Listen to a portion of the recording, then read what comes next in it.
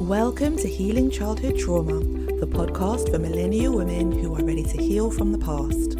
Here, we have the deeper discussions on emotional well-being and practical tips that will empower you to transform your relationships and underlying anxiety from insecure to secure attachment.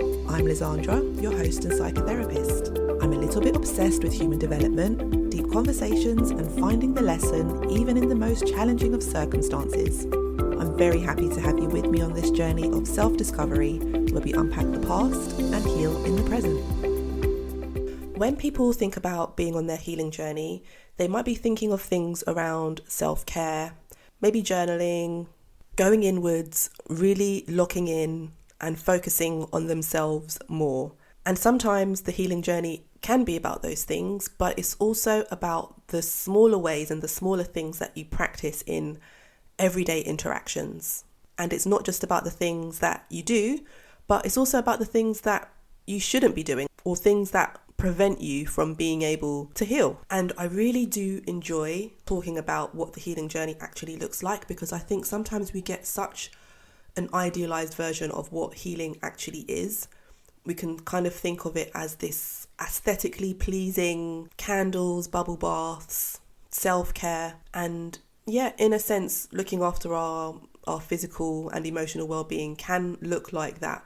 But the kind of healing that I'm talking about is like the messy healing, the healing that doesn't look perfect, that looks like you've been fucking dragged through something, okay? It shows that you've been through the process of healing and going through something that's very hard to overcome. And it's not just what it looks like pretty and perfect on the outside.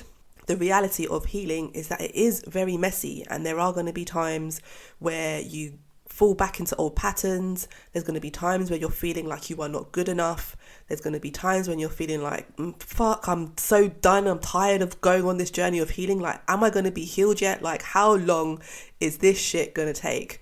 And it takes as long as it takes.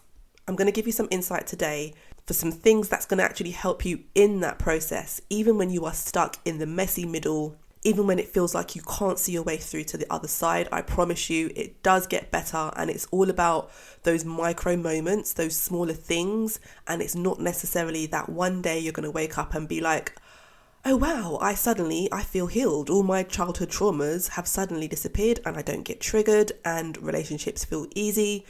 That's not really what it looks like. It's about those small moments that build up over time. And that's also what your nervous system needs. It needs that small, momentous change. In this episode, I'm going to break down 5 common habits that you might have that you might just do without even thinking about it.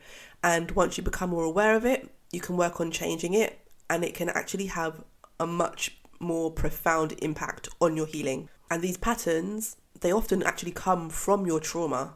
So you might not even realize how much they're actually shaping your identity and your view of the world. And I'm going to end the episode with a little call to action for you to actually implement some of this as well. So make sure you stay to the end, because I'm going to give you a little tip that's going to help you to actually put some of this into practice.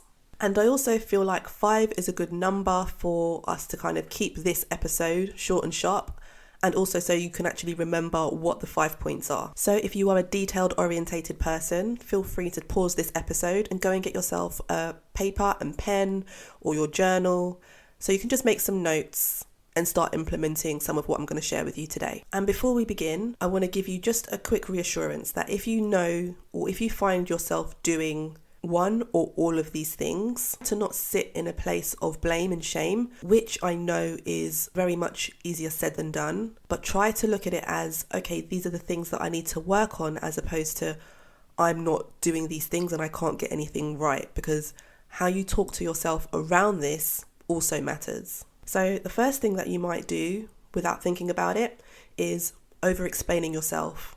And I see this a lot in people who are people pleasers and people who prioritize wanting to be liked because they've got a fear of either rejection or abandonment, and some of those issues from childhood can come up. And so because they are basically maybe they're trying to work on their boundaries, they're trying to learn how to say no, they're trying to show up for themselves better in their relationships, But instead of being able to actually just articulate that in a very direct way, they end up over-explaining because it's still trying to seek that validation, and it's almost like asking permission. Is it okay that I'm asking for this thing? Is it okay that I feel this way? Or is it okay that I'm putting in this boundary? And it can feel like you're trying to over-explain every decision, and you're trying to almost come from a place of being, I suppose, somewhat defensive before you've even allowed the other person to either accept it or not accept it.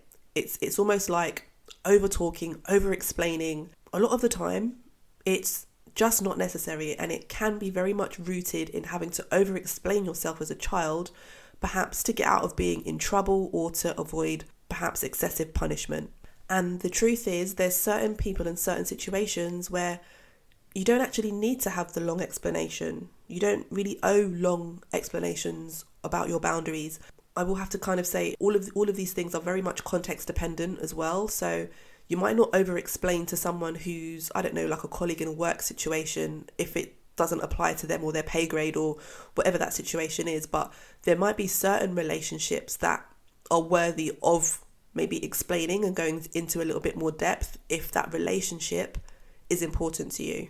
And so one thing to kind of move away from, and it's not one of the 5 things, but I'm just going to kind of drop this in there as well, because I do see this a lot with clients who are either very high functioning in anxiety or who have experienced a lot of childhood trauma, and they can tend to think about things in very black and white terms and very all or nothing. So instead of thinking about the nuance of situations and the grey area, it's, oh, if this happens, then that means this.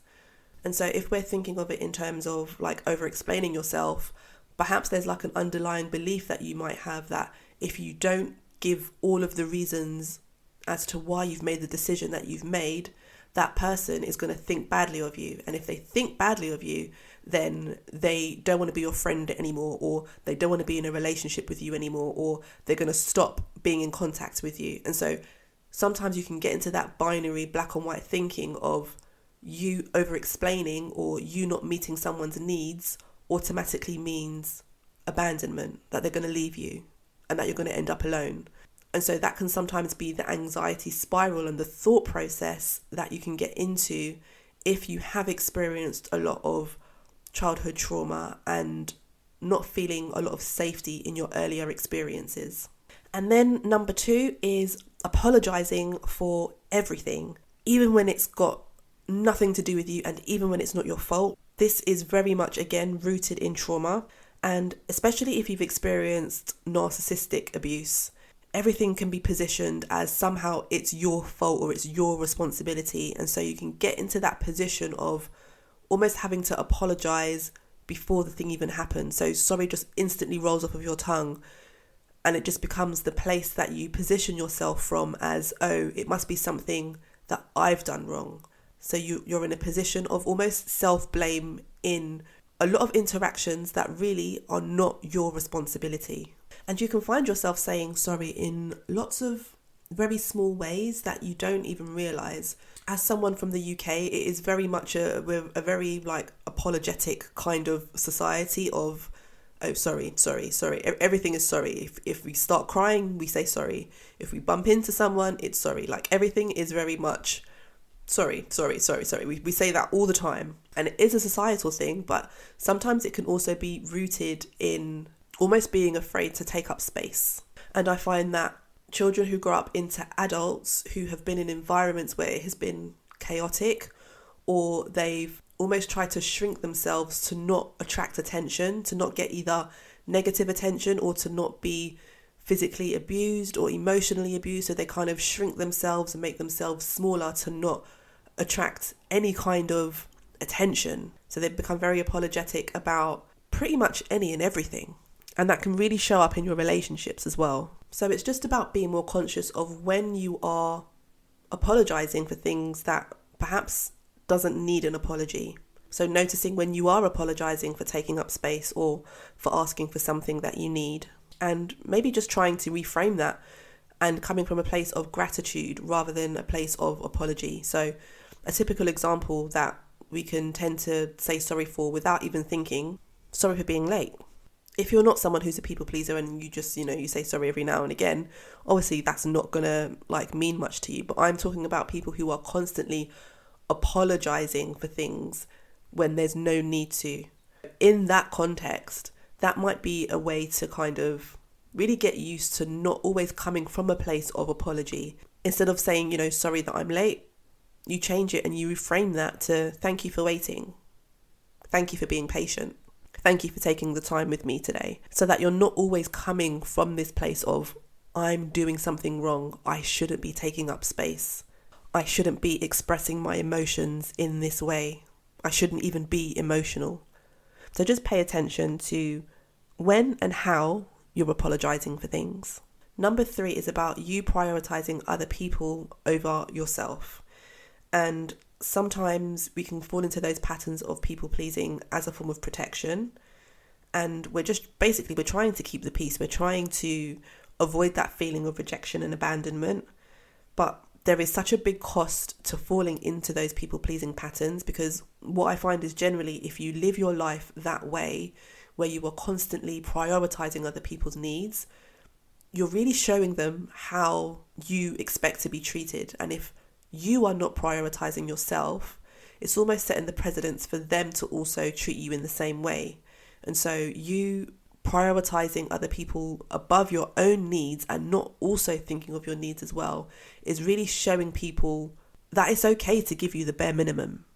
The cost of doing this often leads to so much resentment, always feeling as though your relationships are very one-sided, because they probably are, because maybe in some respects you've allowed it to be that way and you've reinforced that behavior, you've allowed that behavior, and you've shown that it's actually okay for other people to be considered as more important than you. Even if you haven't directly said that, just by your actions and your willingness to kind of self-sacrifice, it shows them that it's okay, that it's acceptable. And you can fall into those unhealthy patterns in your relationships without even noticing that it's happening, until you start noticing how much resentment you've been building over the years because of how much you've given and you've not received anywhere near what you've given back in your relationships. And then number 4 is something that happens very quietly that people don't actually realize they're doing unless it's really pointed out to them. And I tend to have to point this out a lot to clients in therapy, and that is around invalidating your own emotions. And maybe that comes from your childhood experiences of other people have it worse, or sometimes even your parents can get into that place of invalidating your emotions, whether that is intentional or unintentional. But assuming this podcast is about millennial trauma, right?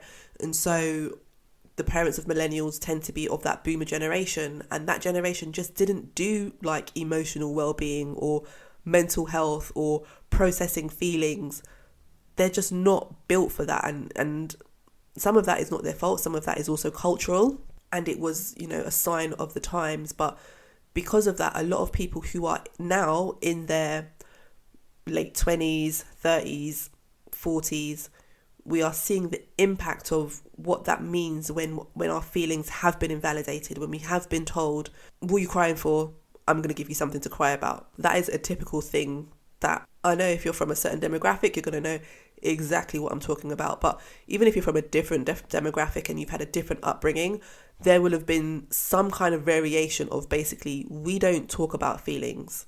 We don't acknowledge if something bad is happening. We just keep calm and carry on. And so when you have had your feelings minimized or disregarded in that way, we can sometimes then internalize that and automatically just do that to ourselves without even realizing. And we can say it in such small, innocuous ways that we don't realize of, oh, I'm just being silly, when actually how you feel is entirely valid. And if we always come from a place of other people have had it worse, yeah, obviously. If we think about that, it's all relative. No matter what the situation is, there is always going to be someone that has it worse. That doesn't take away from our own experiences.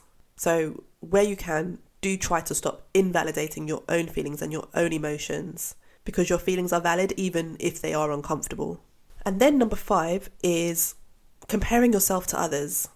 And I see this so much in many of my clients who have had a challenging or difficult start in their childhoods through perhaps parent addiction or parents who have struggled with mental health issues or any kind of environment where the child has almost had to step up as the adult. And so because of that, and because of growing up in chaotic situations or not feeling safe and protected in childhood, so if you have experienced childhood trauma and then as an adult you might find it hard to cope with stress, for example, or you might be struggling in the workplace with burnout and this constant feeling of imposter syndrome and not feeling good enough, and then really comparing yourself as to, well, why does everyone else seem like they've got this figured out, and why can everyone else be in relationships, or why is their career path so easy in comparison to mine? Like, why does everything in my life feel like I have to work so hard for it and everybody else just seems like they find it very easy? And that can be because you haven't had the same start in life. You haven't had the same support. Your nervous system hasn't had the same feeling of safety. And so it's almost like positioning yourself in a race where everyone else has already started running.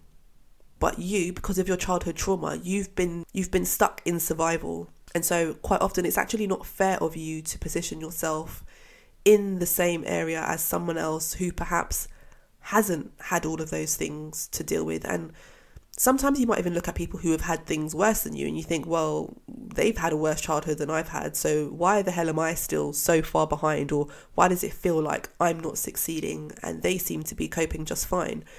And it's just, we are all different, and we really have to focus on our own journeys and our own path, and to stop comparing ourselves negatively, because really and truly we don't know what it took for that person to get where they are.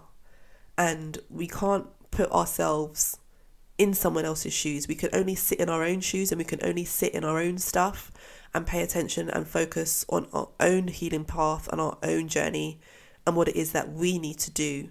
Because when we compare ourselves to others in that way, it really doesn't help. It really puts us in a position of never feeling enough, and that just doesn't help you on your healing journey.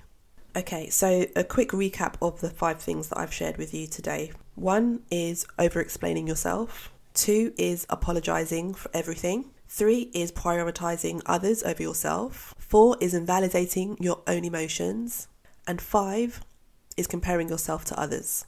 So in this, awareness is always going to be your first step. So recognising when these patterns are showing up for you and just trying to notice that, firstly, without judgment.